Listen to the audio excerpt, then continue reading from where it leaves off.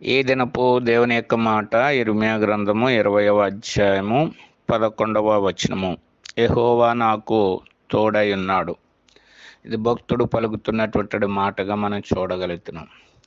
ఎలాగ చెప్పగలుగుతున్నాడు ఈయన యెహోవా నాకు తోడై ఉన్నాడని మనం గమనిస్తే, దేవుడు తన జీవితంలో చేసిన కార్యాలను బట్టి గమనించినటువంటి వాడుగా ఉన్నాడు.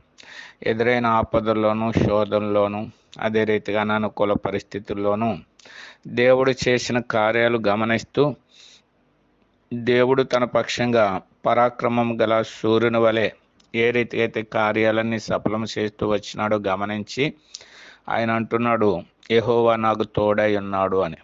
కాబట్టి మనము కూడా దేవుడి పట్ల శ్రద్ధ కలిగి ఆయనకి ఇష్టంగా మనము జీవించగలిగినప్పుడు, ఆ దినాల్లో భక్తులకు తోడైన దేవుడు మనకు కూడా తోడై ఉండి పరాక్రమము గల సూర్యుని వలె మన పక్షంగా కార్యాలు చేసి మనకు విజయం ఇచ్చి మనల్ని ఆశీర్వదించేవాడుగా ఉన్నాడు. ఆ రీతిగా మనము కూడా ఆయనకు లోబడుదుముగాక.